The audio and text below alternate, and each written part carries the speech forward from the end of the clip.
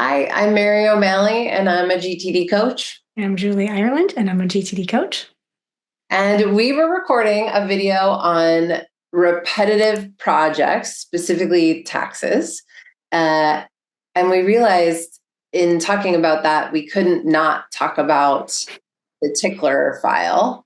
And so we thought we'd make another video just elaborating and expanding on that. So, Julie, do you have a definition of a tickler for the? I kind of have redefined it slightly or renamed it to the Tickler System because I don't have a Tickler file. Like I have never in all these years of doing GTD, which is, 23 or something, I've never actually had the physical file, the 43 folders. Mine has been digital, so I call it a Tickler System. But really what it is, it's a place to store future reminders. So I don't want anything on my current list that I'm looking at daily and weekly that I don't want to see until some point in the future. The original construct, so to speak, of a Tickler System was having a literal physical file folder for every month. So January through December. Then 1 month at a time, you had every day of that particular month that you were in. Like back in the day when you had your concert ticket for April 1st, that would be in April. And then when April 1st comes up, you'd open that file for April 1st and everything that you needed for that day was there. And it's a really airtight, beautiful system. I still have many very dear friends and clients that still use a physical Tickler system.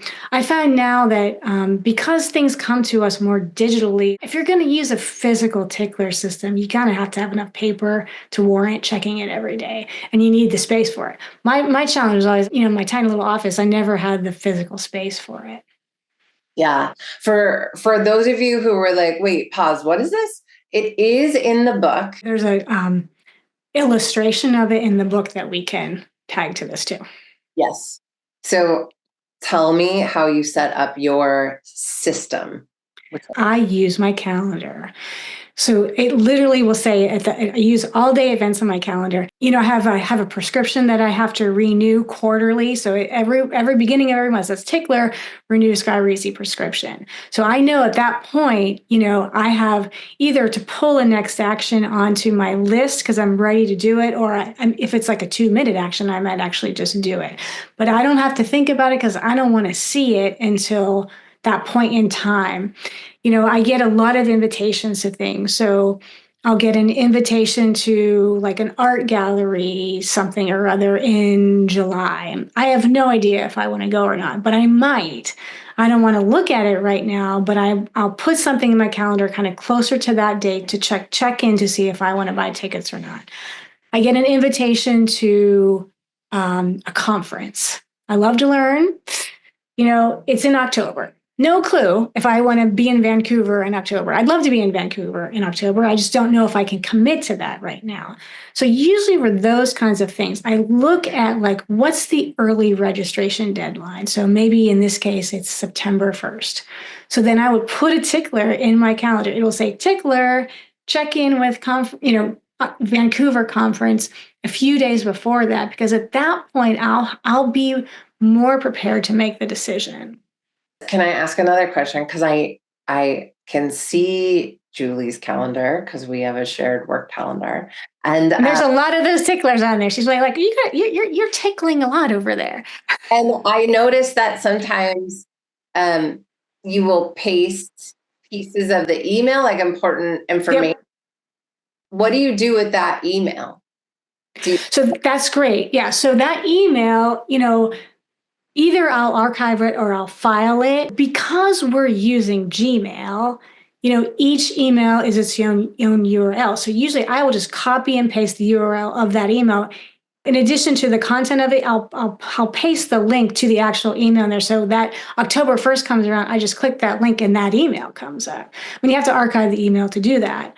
And then sometimes, I may file it and point myself to where that email is living, but usually I just cut and paste the email link. Perfect. Thank you. I've always wondered that. My tickler is kind of twofold. I keep things similar to you on my calendar if they're a specific day, but not a specific time. And that specific day is in the future. And that's it again. So in the video we talked about with projects, I want to see in November, make an appointment with the accountant in December. And then I want to see in December, make a final tax appointment in February. This shows up for me a lot with kids stuff. I have 2 kids and they're in elementary school. And the bane of any parent's organizational existence is camps. Camps open up at a specific day. You know, there's camps that are like, it opens up at 8 a.m. on February 22nd, and it is booked by 8:12. It's like Taylor Swift concert tickets. It's crazy. And it's like Stones tickets, right? It's insane. But we want to be planning for those things. I want to be saving money for them, and I want to be planning for them well in advance. Yeah. And I want to be aware year after year after year. So if there's certain camps that I need to register for in March, even though the kids will attend it in August, that I have in a Tickler. Yeah. I also have like medicine renewal like you do. Yeah. It's like the question is like, when do I want to see the reminder again? Yeah. That's it. Like you got to back into it. Yeah. So if your kids, if you know that like email's coming on March 1st, so like to sign up, like how far in advance do you and Brian want to be looking at that? You probably want to know before what you're prepared to sign up for. That's it. Yeah. The conversation starts in January or February to register for March. Yeah. And it's insane to me that I'm registered in March for things that take place in June, July, and August, but that's the way it is. Most clients that we work with have some version of that. I've seen it 1,000 times, right? And, you know, you don't want to be surprised by that. And so how I do that, and I shared this in the other video, but I have a Trello board and it's set up Kanban style, January, April, and I go through the year. And then I have each task, each thing I want to be reminded of for that month is in that list. Because it's during the month, even, it's not even a specific day or time. Yeah. But then you could assign a date to it as you get closer to it, right? Sometimes it becomes a next action to do it a specific day or time. We'll go to my calendar. I love the system, and it lets me not think about things until I'm prepared to think about it. You know, I might have a tickler, like the taxes thing we talked about, like that. My tickler is to just then create the project. It's not necessarily to do it, it's to create the project. So sometimes it's like, now I'm prepared to think about that. So then I'll pull a next action into my system to make a decision about something or research, you know, summer camps or whatever that is. So sometimes the tickler is just like, okay, I'm ready to pull this thing into my system, not necessarily to do the thing. Well, that's all I have to say about Tickler. I feel like we could keep talking about it, but I'm curious if you have more questions, like we can unpack this further. So we can kind of stop this for now and just see if people have questions. This is such a pivotal part of the GTD trusted system. I think sometimes people aren't sure what to do about this, so we are more than happy to kind of talk more about it if that would be helpful. Absolutely. Yeah. Please like and subscribe. And if you'd like us to delve into this a little deeper, or you have questions about what we talked about, please put them in the chat, and we'll be happy to do more.